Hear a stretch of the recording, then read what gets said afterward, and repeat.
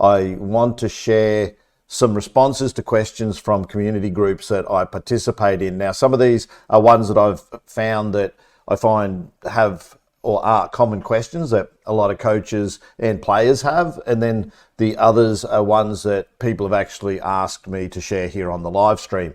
So without further ado, we'll get into today's live and have a look at some of these questions that people have been asking in these communities.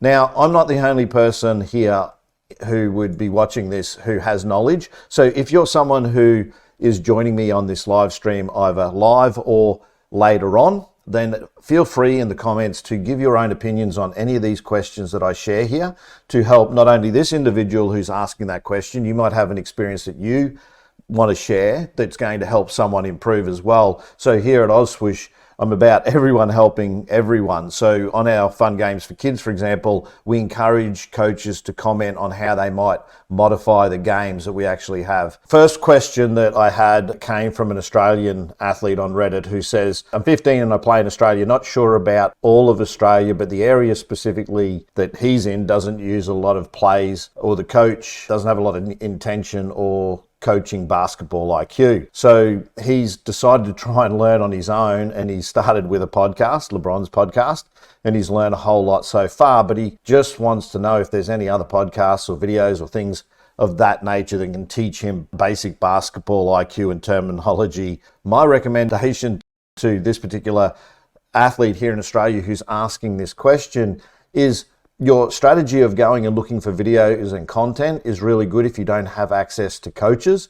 I would suggest you also go to your local association, basketball association, and see if you can sit in on a coaching accreditation course. Now, at your age, you're probably not eligible for the actual accreditation yet, but you can go to your local association or find through your state body the opportunity to go and sit in on a course. They will actually allow you to participate in the course, but you have to be a certain age to get your what we call club coach accreditation here in Australia. Now, one of the other things that I would suggest you do is go to clinics that are being hosted by any number of, professional coaches and or just coaches in your community, your associations. They're not unusual to run clinics and things, but go in with the strategy of learning. So if you don't have access to knowledgeable coaches, I like the fact that you're curious and you're actually going and looking for that information yourself, because what that tells me is that you're someone who is always going to look to be better.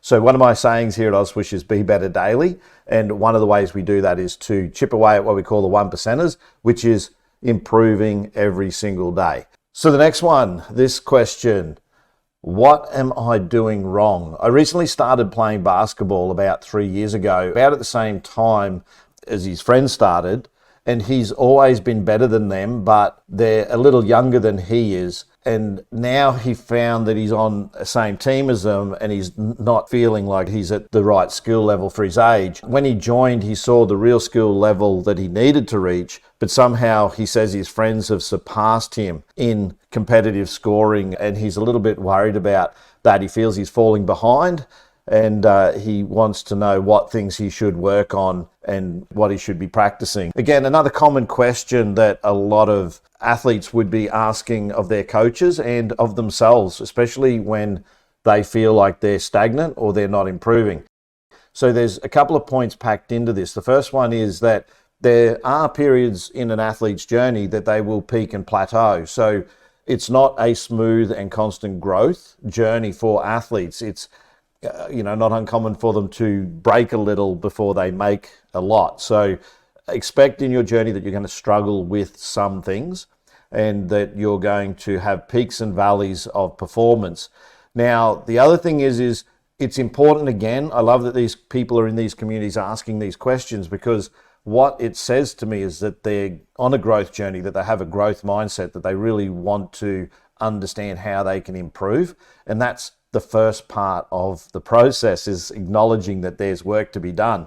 A lot of people become complacent. So when you think you've reached a certain level, you stop learning. So we call that a fixed mindset. You think you know everything, and therefore, why would I need to continue to learn or practice? Well, this mindset, the growth mindset, is going to serve you really well for starters, but also you're not actually doing anything wrong, except maybe you're trying to work on maybe too much. So I would suggest focusing on specific skills, but you also have to focus on all skills over a period of time. So the way I present this to athletes that I work with is that they are actually like a jigsaw puzzle. So every skill that you have is forming this big picture, and the big picture may never be completed, by the way. If you really have a growth mindset, you are never good enough. So that's the first thing I'd say is this jigsaw puzzle that you're building as a player, and each skill that you have is a piece of that puzzle. Now, some of those pieces won't necessarily seem like they're fitting together at the time,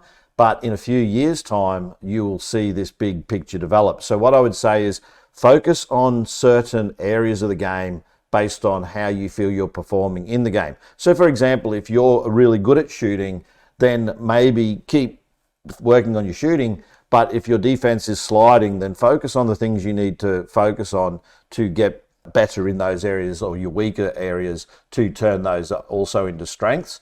The other thing is make sure that you are adding new things to your repertoire. So I talk to a lot of my young athletes about the importance of having like a big repertoire of skills. I liken that to a load up in a, say, first person shooter game or something like that. So what I'm saying is build the arsenal of weapons that you need to make you more competitive, because if you just have a handful of go-to moves, then there's every chance that your friends will get better than you. There's an old saying that if you're staying the same and your friends are actually getting better, you're really getting worse. So this question that you shared here is a really important one to address, because it happens a lot for a lot of athletes. But do remember that you're going to peak, and also you're going to have valleys in your performance. So something to be aware of, and try and navigate that. And don't be disheartened if you're not improving at certain periods of time in your basketball journey. Next question. This is a Facebook question. I'm starting lessons for 4th, 6th grade boys in about a week or so. They are guards. What kind of competitive drills would you recommend? What should I focus on the most? And he says he has some things in mind, but he's open to suggestions. So here's what I would suggest at that age. I'm a big believer that you have to have fun first at this age group. Too often I see a lot of coaches at the youngest age level who are trying to teach their kids to play like NBA players. And the challenge there is that those kids struggle with some of the drills they're being asked to do. And if it's too hard, they may well leave the sport. And we don't want athletes to leave the sport. We don't want to lose kids early to the sport, because my experience is that if you have a kid have a really bad experience, then they won't come back. So the reason here at the Ozswoosh channel we're so focused on fun basketball games for kids is because we believe it's that content that you should be teaching kids at this level. So hopefully that answers your question. Check out the content here on our channel. And I would suggest if you're working with young kids that you also keep them active, that you don't have them standing around. It's one of my bugbears, and I know it's athletes' bugbears, that they stand around too much. So fun basketball games for kids and youth games that are play-based or small-sided games are really important to help your athletes improve at this level. And at all levels, you'll find that you'll have two types of athletes, a social player and or a competitive player. And if you do fun competitive games, you're going to actually help both of those athletes learn. So that is a really good question. So thanks for that question. That was on Facebook. We'll go to the next question. This one is a common one as well. This is about quitting, and I hate to see anyone quit, but this one here is a common thing when people are struggling. The last 3 months have been my worst. I've been playing crap, and they lost their starter spot. They're also lost playing time, and now they're not even being called up to their games, and they're infuriated. They're saying they're mentally drained is the short of it, and they're thinking of quitting basketball, and they're going to another sport like martial arts and weightlifting. They're saying they're 16, 5'11", and they're saying the odds of them going pro is almost impossible. It's destroying their mental health. They're in this mental rut. So what I would say about the mental side of the game is that, again, you're going to have peaks and valleys. That's natural in any sort of performance. You're going to go through periods where you have growth, but for this athlete here, he's getting to a point where he wants to quit. Cross-training is a really good way to gain motivation for your existing sport. You will be very surprised that if you do weightlifting, that's not going to hurt basketball. And if you were to do some martial arts, even if you end up going to that sport, at least you're not lost to physical activity. So you may well be lost to basketball, but I hope that's not the case, because my experience with basketball is that it's a good therapist. So you might want to change your approach a little and maybe use it as therapy. And instead of playing in the team environment where you're getting anxious and frustrated, then maybe the answer isn't to go and play where you're frustrated with friends because you're not reaching the expectation you have around how you play, which leads to disappointment. That's actually what causes disappointment, is when you have a higher expectation than your experience. Just pop Terry in there. I do acknowledge you too, Terry. I saw that come up before. Good to see you as well from the US. So thanks for shouting out. All right, so back to that question. We'll just have a quick look at it again. Yeah, so this athlete being anxious and wants to quit, then I would say, first of all, you need to focus on mental health. I think it's really important as athletes that athletes, when they're playing, that they, again, enjoy the game. If you're not enjoying something, why are you doing it? So I would suspect that you're putting a lot of pressure on yourself. And from a coaching perspective, that is really something that coaches want to see in the athletes, because when we see an athlete that really cares, then it means we know they want to work hard. So it's a good attribute, but it's not a good attribute if it's not managed in the right way. So if that is part of your nature or character, then I would suggest that you do actually take a break, because that is what your mind and what you are actually calling for, and your recognition of that is really important. Hopefully we won't lose you to the sport, but like I say, if we were to lose you to the sport, I would be happy that you were going on to do some other activities. I've lost some very good athletes, and they've actually done the same as you. They've gone into fighting and they love it. One of them, funnily enough, left because he got hurt playing basketball, so he went and did some MMA fighting and that, and then he broke something. So I laughed along with him, not at him, that he got injured, but his reason for leaving basketball was because he got hurt, and he went and did fighting and he got hurt anyway. So that's always a risk, obviously, with sport. So let's check out another question. All right, so another Facebook post. Hey everyone, first training coming up, brand new group. I have no idea what the talent will be and what is the first drill you think I should run to see how good they are. Now, this question, I would say, is not that hard. It's really just let them play. You don't need to necessarily run a drill to see how skilled they are, because skills are one thing, but applying skills with defense and in a game situation is a completely different kettle of fish.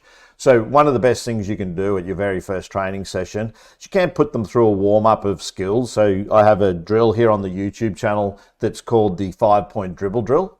It basically covers all the different types of crossovers. So if you want to say check their dexterity and who has a good degree of ball handling skills, then there is a video here on the channel that would help you achieve identifying that early of who your guards might be by whether they keep their head up, how crisp and sharp their crossovers are, whether they change pace and direction, and whether they protect the ball as they cross over and things of that nature. Plus you're going to see like all the different moves: spin dribble, through the legs, behind the back, normal crossover. So that's a drill that I would recommend if you want to warm them up with that type of drill. And then I just have them play. That's what I would say at the first training session, if you don't know who the group you're working with is. And then from there, you would lay the foundation for your season based on what you see. Also, if you're selecting a team, obviously you don't want 10 guards, so you've got to work out who your best guards are.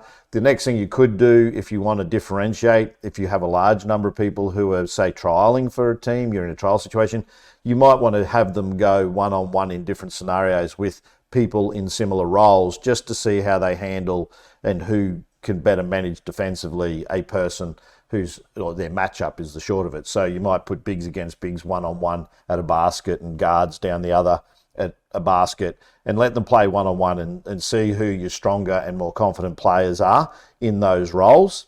All right, next question. Marking in basketball. Hello, could someone please explain to me more clearly how to mark an opponent correctly in basketball? And they don't understand the principle of the cylinder very well. All right, so 2 points here. So I'll go to the cylinder first, because probably the easiest one to explain. So the concept of a cylinder is that as a player you have, or imaginary, if you know the core of a toilet roll or a paper toweling has like this core, which is a cylinder shape. If you can imagine that you've got one of those around you that goes right up to the sky, like, so basically you have this space on the floor that belongs to you and no one should encroach on that in an overly aggressive way. We do have contact, but where it gains advantage. So this is the key, is if someone interacts with you and comes into your space, which is what we refer to as the cylinder, then, or your cylinder, then basically they are at the risk of fouling you in the same way as if you encroach on their cylinder. So the term cylinder actually comes from the ring itself, because the ring, it also has its own space on the floor. So that's why they sometimes refer to it as a cylinder. Big players have to be outside of what some coaches call the charge circle, the semi sort of circle line that appears. They have to be outside that to take a charge, because the basketball hoop also has its own cylinder.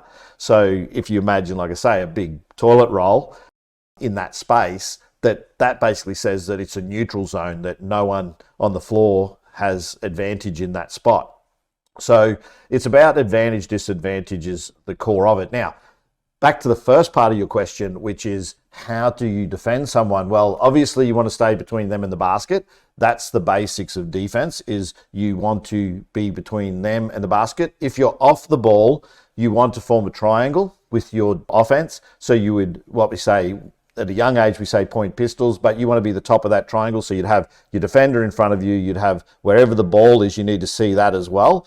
And the further away you are from the ball, the further you can be from your player, is basically the principle there. But if you're guarding the ball, we have 3 levels of distance that you can guard based on how good the person is you're guarding. So if you're guarding a shooter, you can be in and under and make them a driver. If they're a driver, then we want to be off them more if we know they're not a very good shooter. So you give them a little bit of distance. We still want to contest the shot, but we don't have to give so much attention to them in, like, when they drive, because we don't want to get beaten by them, because they probably have a really good first step. And then if you're not sure, so if you haven't scouted a player, we want to be a safe distance. So what I would normally say to athletes I work with is you are about an arm's distance apart from the player if you're not sure whether they're a good shooter or whether they're a good driver. And if they're both, then you're probably going to choose any one of those 3, but you've got to understand what you're giving up by the type of defense that you play. So hopefully that answers the question that you just asked, which is the principle of a cylinder and also how to guard an opponent correctly.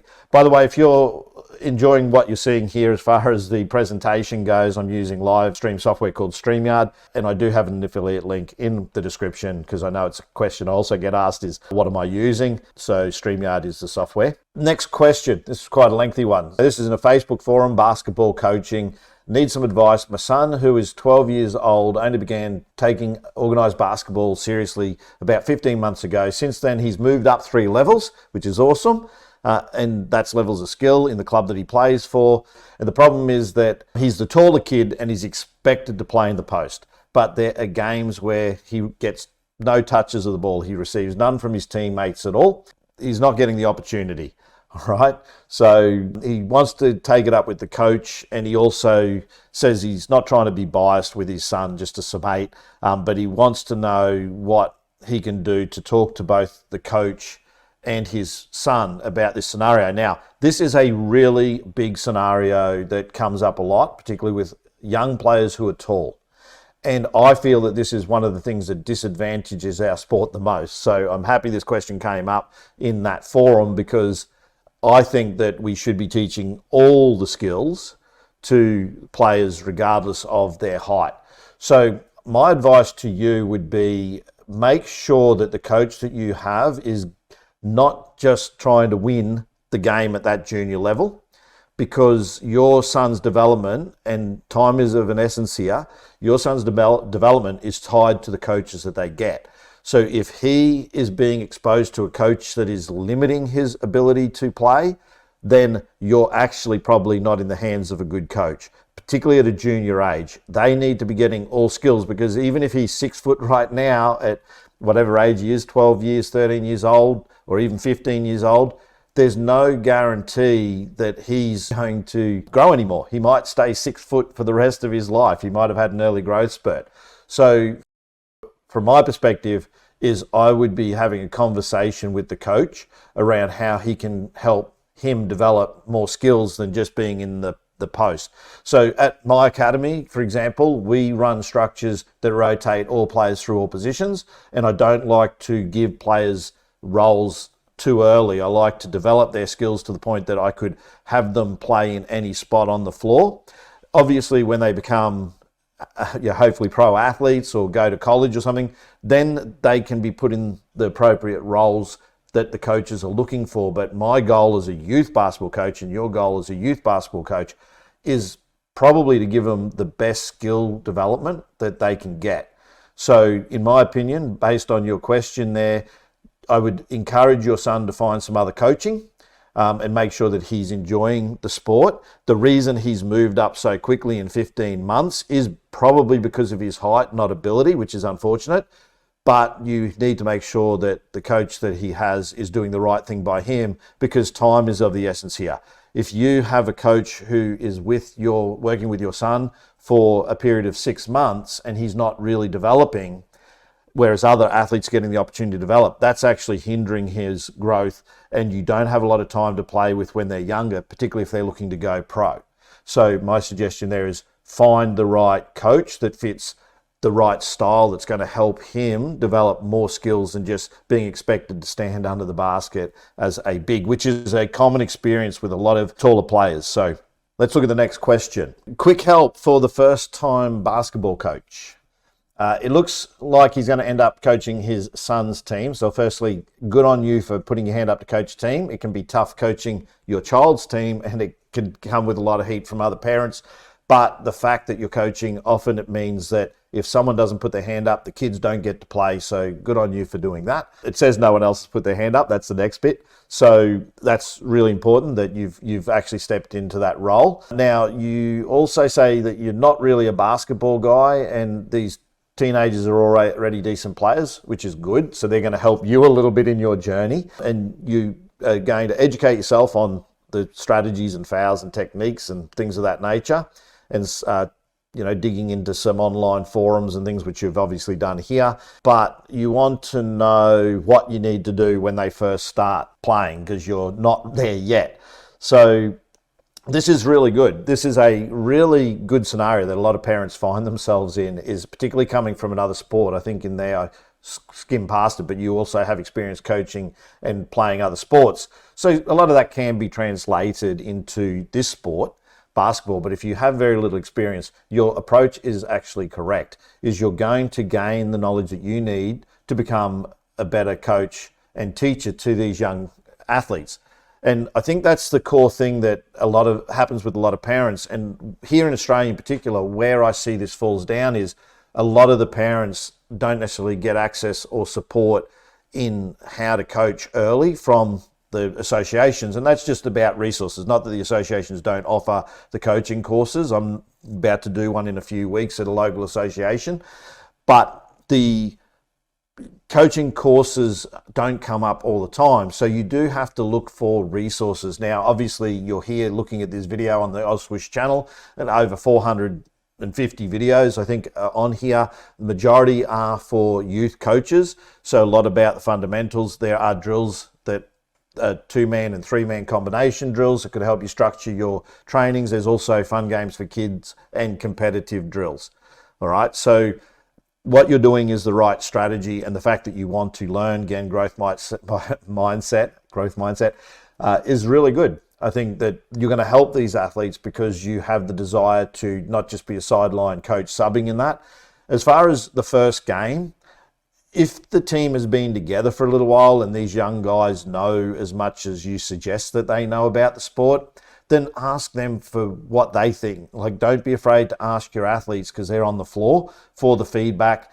Be conscious of, who's trying to say so-and-so should be on the floor. Sometimes that does send signals, particularly if a team wants to win. They know who the better players are. And if they're sitting on the bench too long, you will be told by particularly young guys.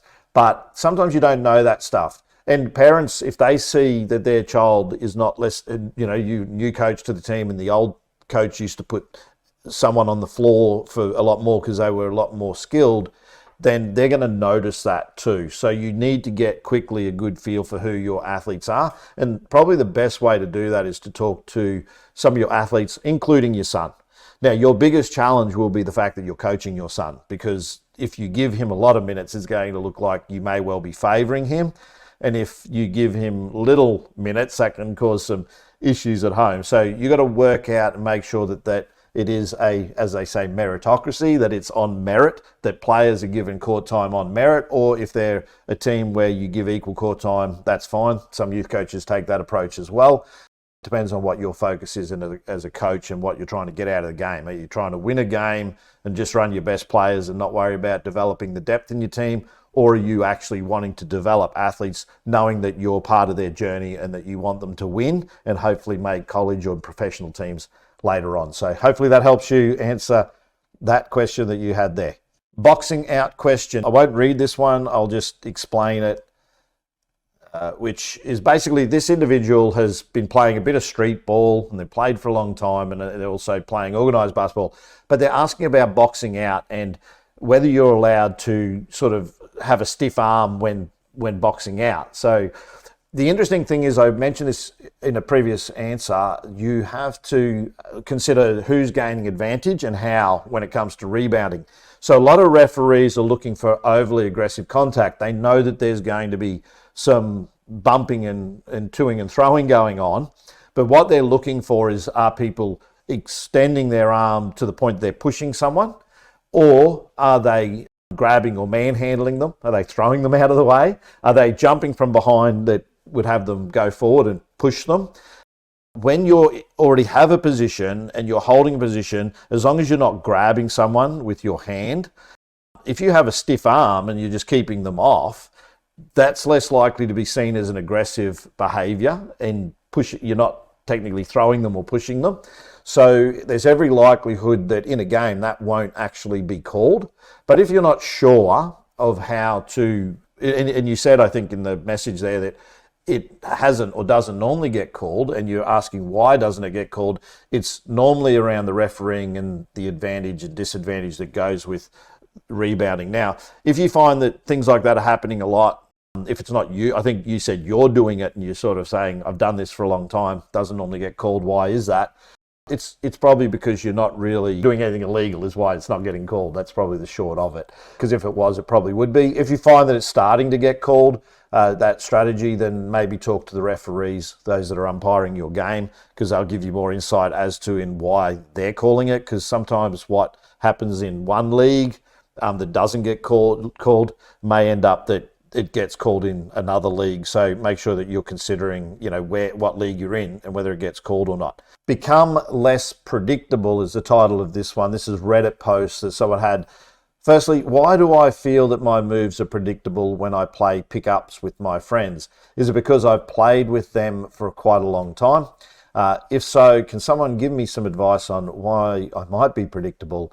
Like, for example, I can drive, but then the defender just cuts them off and they block their path. So, what do they do in that situation? And they say their handles aren't quick enough to change direction. Any ideas on how to develop their bag? I guess that means their arsenal of weapons I was talking about before. Is it just exposure and experience? What do they actually need to do in their workouts? So another good question, another common question. What tends to happen is, yes, you do become predictable over time if you're not changing your bag. So I like that you use the reference changing bag. I say arsenal of weapons, but if you become too predictable, then people are going to learn to shut you down. And we talk about this in scouting reports as coaches, is we actually talk about the weaknesses and strengths of athletes and how we're going to guard them. So all these people are actually doing is scouting you and knowing that you may well only go left or right. So the solution to it is that you have to build more assets. So you have to get stronger in the areas that you're weaker. And while that seems like common sense, it easier said than done is what I would say. So what you have to identify, you say you're not quick with the handles, you probably answered some of the question yourself by the question that you asked there, is, well, the answer is you have to get more confident and competent in being quicker and also reading the defender. You have to set the defender up. So in basketball, I talk about 3 phases of beating someone, particularly one-on-one, which is we break it down into set up, blow by, and finish. So we say, how do we set the player up? We want to set that player up to fail, basically, the defender. So what we do is we work on different foot fakes. We work on open court foot fakes or jab fakes or drops. And what we want to do is we want to get a reaction. So what you tend to be doing is you're not getting the reaction you want because you haven't tried to get the reaction and you've just gone one way all the time. So work to get the reaction, okay? Then your next thing is to blow by the player. Like, you got to get them on your back. The goal of anyone driving or even in the post, if you can get someone on your back, they're done. So the blow by is really important.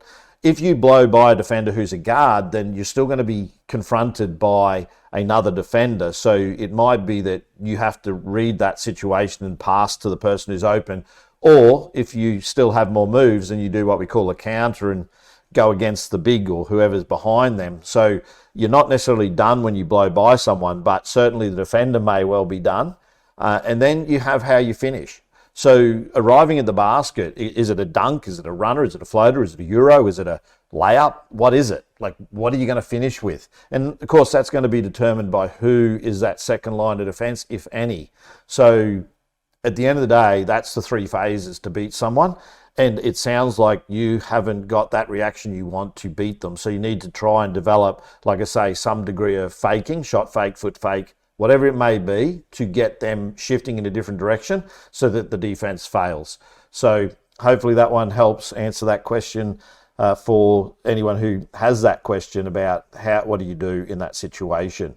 So I'm wearing the shirt Be Better Daily. If you look in the carousel of the live stream here on YouTube, then you will see that this shirt is available. So if you have someone who's basketball mad in your family, then this might be a nice gift for them, and it also helps the channel. So if you're someone who wants to support what we do here at the channel, you can see also, if you aren't on YouTube, where the shop appears at the bottom and these products appear for you to check out and purchase here on YouTube, you can go to ozswoosh.com/shop. But the reason I also bring this up, even though it is a bit of a plug for those particular items, there's a whole heap of different shirts, by the way. This is just the one I chose. The reason I chose this one is because this is what I really believe the strategy is, not just in basketball, but in life in general, is you really do want to be better daily.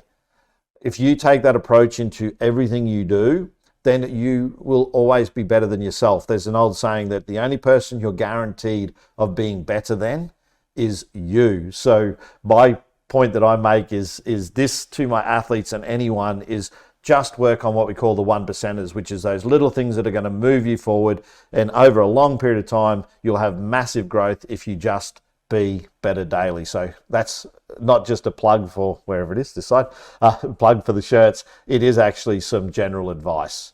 Okay, so these are a couple of questions that came up on a post on Reddit where I asked for questions. Now, these are younger players. These guys are asking pretty much everything that they need to ask here. They wanted to know about finishing, footwork, movement for a big man, the best exercises to gain first step, and dunking. Obviously, young guys want to know about dunking.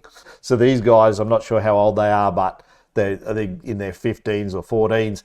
And they want to know the answer to these questions. Well, Ozswoosh's channel obviously has a whole heap of videos. There are a heap of videos on the internet that can help them with this. But my suggestion would be that you, again, be better daily. You got to work on a little bit of this each day, right?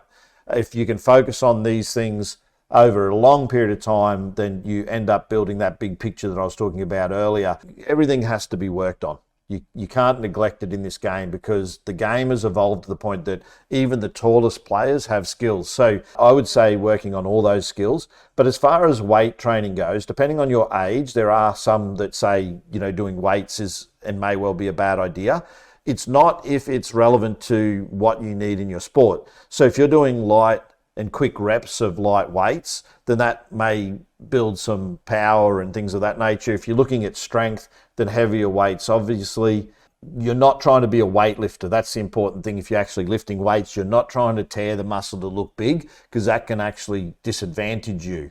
It can change your biomechanics to a degree of how you would shoot or move.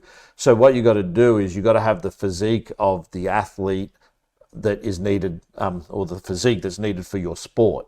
So you got to think about basketball. You need agility, flexibility. You need what else do you need? Well, you do need power, because explosive power. So if you're looking to dunk, for example, not only will you need to learn the technique, and I'm definitely not the person to teach you that. I'm 5'7", but there are people who can teach you how to jump. Depth jumps is a way to help teach you how to jump.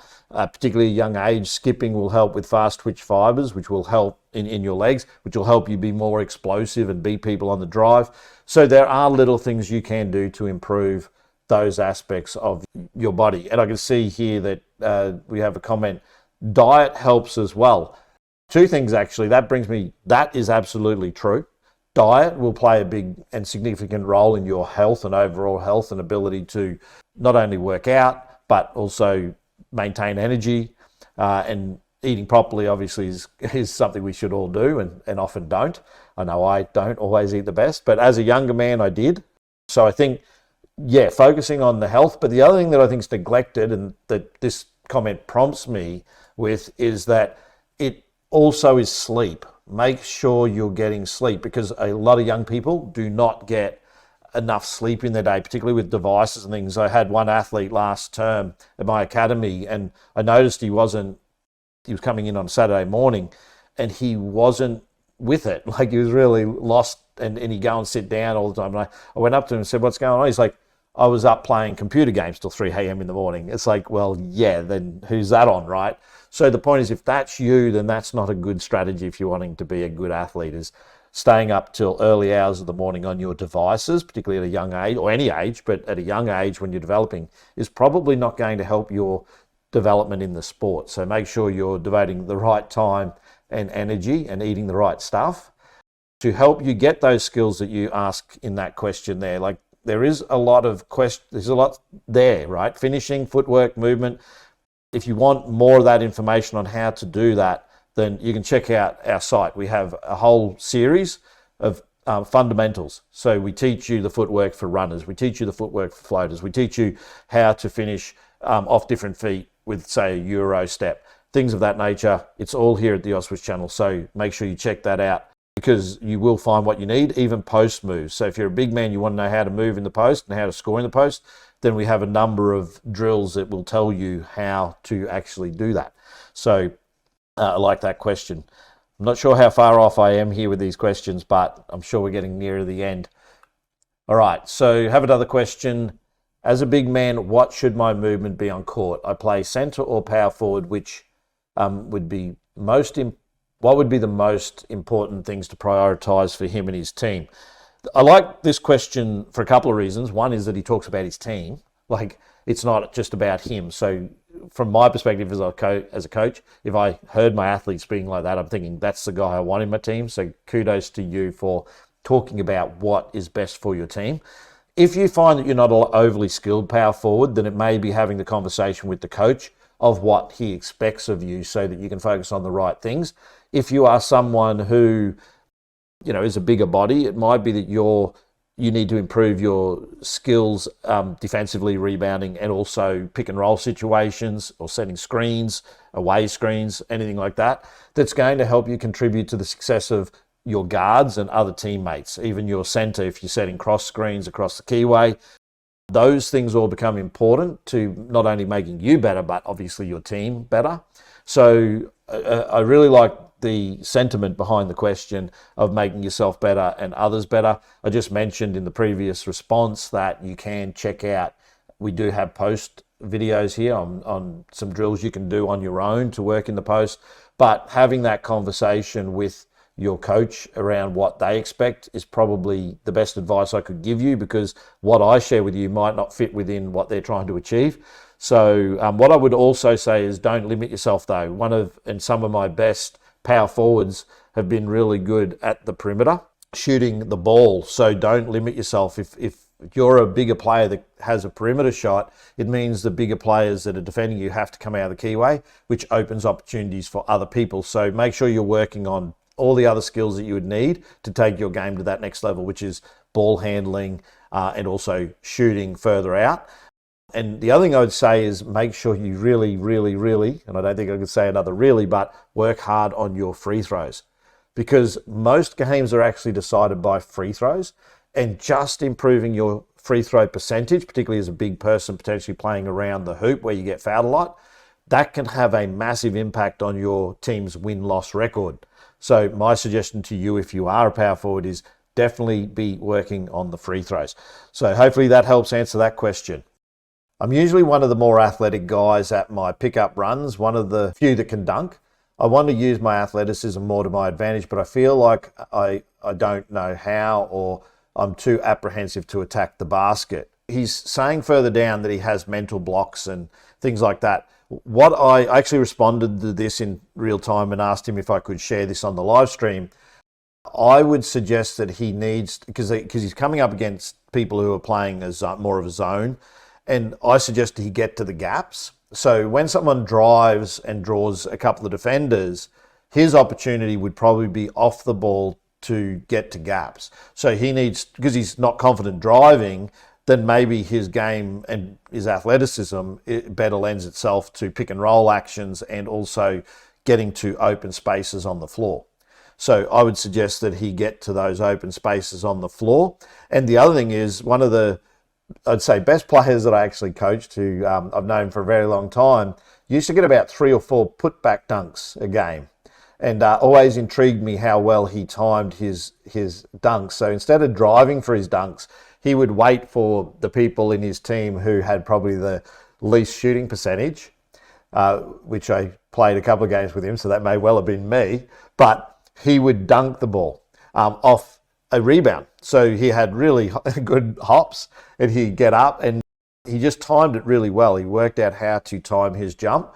There is a highlight video of him on this YouTube channel as well, and you'll see a lot of those putback dunks that he gets when he was actually a decade ago, but he still gets up, and he was a development professional player here in Australia.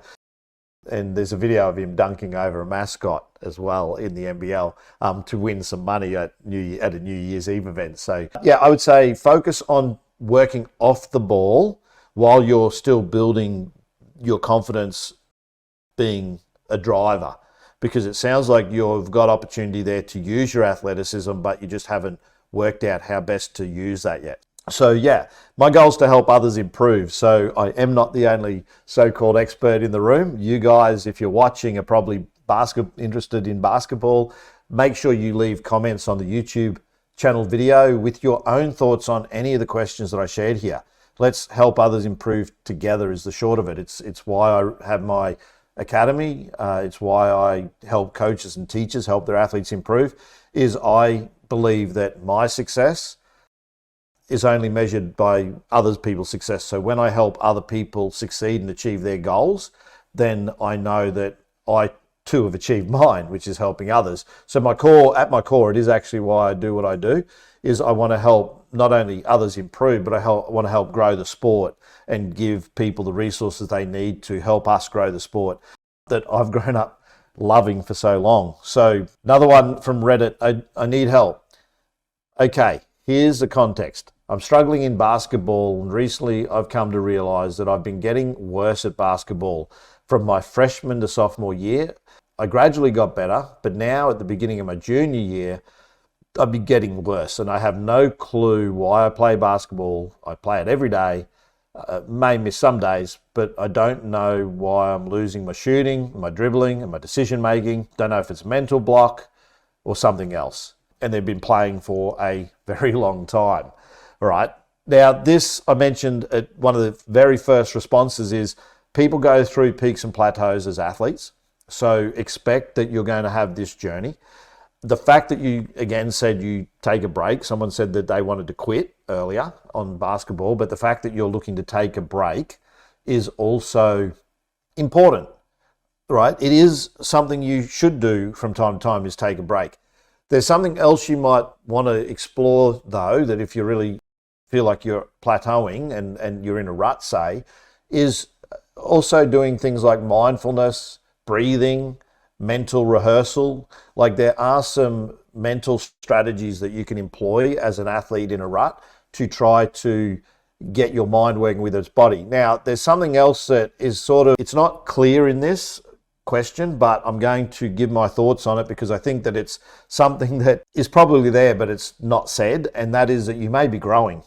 Because one of the challenges for athletes when they grow, and this is why you see and we say that people who are really tall at a young age look lanky or that they're uncoordinated, it's because your signals from your brain to your limbs have not caught up yet. So you are actually a degree uncoordinated. So when people go through growth spurts, and it's possible that you're going through a growth spurt here, I don't know because the context isn't in this question, but it may be that you're actually growing, which isn't a bad thing. It just means that you have to ride that wave of growth for your mind and body to then catch up with each other again. So from when I read this, I thought this is probably someone who's going through a growth spurt and they're confused because they're seeing their physical change and their mental side aren't matching anymore. And this is quite common for athletes who are going through some form of growth spurt. So reading this, that's what I thought of. But take a break. Also do some mental exercises, mental imageries where you train visually in your mind. You think about shooting free throws or think about taking shots or think about driving. When you actually think about the execution of those skills, your brain fires the same parts of your brain as if you were executing those skills. So you can train your mental muscle, as I like to call it, anytime you like. I actually do have a 1.5 hour audio guided mental rehearsal on my Ozswoosh website. So you can check that out. I think it's $8 or something. And you can go through the whole process of learning how to control or train your mental muscles. So if you're interested in that, I'll put a link in the description below. We'll go to another question. All right, this one was from Facebook. Hi all, from a coach's standpoint, what's the best training drills to teach 13-year-old boys, with some players being average and some with above average skills, some having their first season in the sport? So this question, go this way. This question is a common one for young athletes. And here at the Ozswoosh channel again, I don't really want to spruik the channel, but the answers to these questions are here on my channel because the content's here on the channel that's going to help you achieve the outcome that you want with the athletes that you're working with. So the fun games for kids stuff, the series of 50 odd videos that I have here, and we're going to be producing more of those later in the year, they are the content that I would be giving, grade 5 through to grade 8. Maybe even up to grade 9. Some of those drills are going to keep them all engaged. So engagement and play-based learning, small-sided games, is probably the best strategy you can employ at a young age to help improve players' skills in a game environment. So not only do we want athletes to have what we call traditional practice, which is where you break down or micromanage some of the movements that they would have, you also have what we refer to as random practice. And what random practice is it's playing games that are going to deliver an outcome for you where you know that you're trying to achieve an outcome, but you're not micromanaging the movements that players have. So all the fun games for kids here on the Ozswoosh channel are actually play-based learning. So what happens is you throw them in the deep end of the pool, you give them some rules. So we often go space, time, score. So any drill that we create, we're considering those three aspects. And when you change space or you change rules, you get a different outcome. But instead of telling the athletes the outcome that you want them to have through play-based learning, which is what we do as really young kids, like we're playing all the time, we learn a lot through play. So we actually learn a lot more through making mistakes than we do if someone tells us, right? But there is a saying that a smart man will learn from his own mistakes. A wise man will learn from the mistakes of others. So I think if you can teach your athletes to learn from their own mistakes, but also learn from the mistakes of others and learn from you, in other words, learn from what you know, then you're going to help your athletes improve quicker. So hopefully they've got that growth mindset to take on board what you share with them. Stein Jr. is someone I interviewed. He worked with some of the NBA's best athletes. I've got the interview here in parts on this channel. He talks about asking for permission to coach someone. And I think this is a good mental strategy because it allows for more accountability. So saying to an athlete, do you give me permission to coach you? So some athletes don't want to hear stuff from coaches. They think they know it all. That's the fixed mindset talk about earlier. But when you have a conversation with an athlete and say, look, I'm here to help you, but for me to help you, I need permission to coach you. I need to know that you want me to teach you, because if you don't want me to tell you anything, then I'm not the coach for you and you need to find a different way. But I'm going to tell you stuff, but I can't do that without your permission, without you saying, yeah, I want to learn, coach. And as simple as that sounds, it is effective. Asking athletes for permission to tell them something means that you can hold them to account more, and you can also tell them, I'm doing my job. You gave me permission to be your teacher, then I'm doing that. All right. That's another thing too, is that I got from the Stein Jr. interview. It's what gets praised gets repeated. So humans have this, this thing where we like praise, right? We like to be told that we've done something good. And particularly young people, if you can reinforce when they've done something well, particularly for coaches, then they will want to try and duplicate that. So let your athletes not only know when they may well be able to improve on something, but make sure you're telling them that they've done something well, because then they will chase that reinforcement again. They'll try and duplicate what they just did because they know that you're happy with that. So mentioned this a few seconds ago. This is the Ozswoosh education side of Ozswoosh. So Ozswoosh, I split into two categories, as I said at the start of this Q&A, which is Ozswoosh Academy, which is where I physically teach athletes that pay me to, and my team to teach them how to execute skills. So we are a skills academy, and we also teach basketball IQ, but we also have the Ozswoosh education component of Ozswoosh. So this is where schools employ me to come to their school and help their athletes improve, help them build their programs. And also I work with the Queensland Police Service here in Australia on youth crime prevention programs. So this is where I would help them. I also have my Ozswoosh content on my website and also here on the YouTube channel. So Ozswoosh Education is also about educating coaches and is often used when I run coaching education and accreditation courses here in Australia. This is where I point coaches to some of the drills that I share and explain to them this is where you can go. If they say, oh, what was that drill that you told me about? Then it's on the Ozswoosh channel 9 times out of 10, particularly for youth coaches. So make sure you check out the content. Like I say, 450 odd videos, all helping coaches and phys ed teachers help their athletes improve. So just a quick thank you to the channel is growing and has been growing really well the last couple of months. So a couple of milestones in the last month. Reached 5,000 subscribers. So quick thank you for watching and being here. If you're someone who's returned to the channel, then thank you for checking out the content. And also, we're not far off our first million views. Billion subscribers would be nice. Make sure you do subscribe to the channel.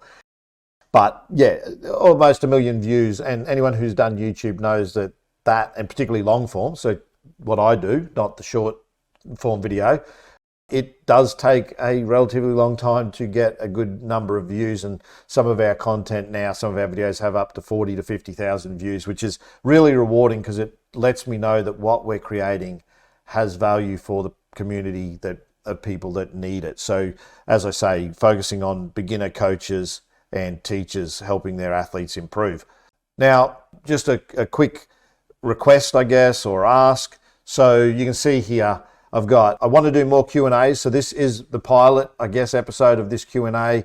I will do the same structure, but it would be nice if we could get some more people. So make sure after the fact, if you can share this out to your community of coaches or to your profiles, just to let people know it's available to them. I'd like to be running this regularly. If you are someone who is interested in asking a question in the live stream, then make sure you follow the channel. And when you look at our live tab, that you hit the notification bell to be advised when I go live for live Q&As.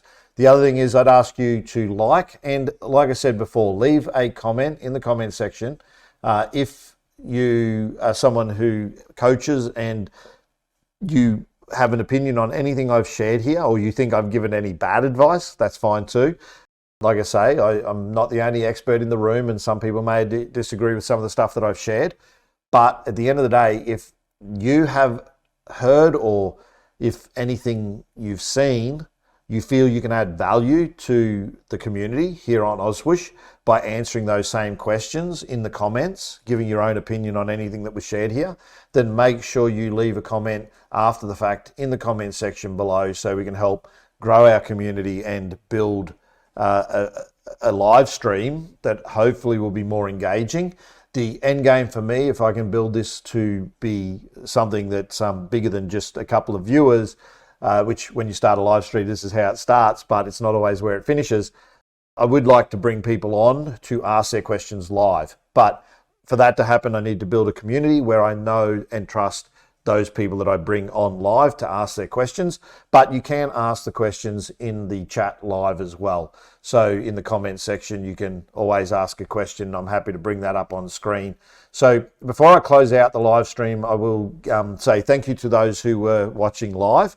And if you are watching after the fact, then hopefully some of what I shared here, some of the suggestions and opinions on the questions that were asked, will resonate or help you in your own basketball journey as a coach and or teacher. And I just want to say as well, I'll just finish on this note, and I think this is my last slide, that if you are looking to make a similar live stream as I've done here, then I am using the software StreamYard. And with that, I'm going to end the live stream, and hopefully I'll see you again next week for another live stream here on the Ozswoosh channel. Until that time, take care, and I'll see you in the next one.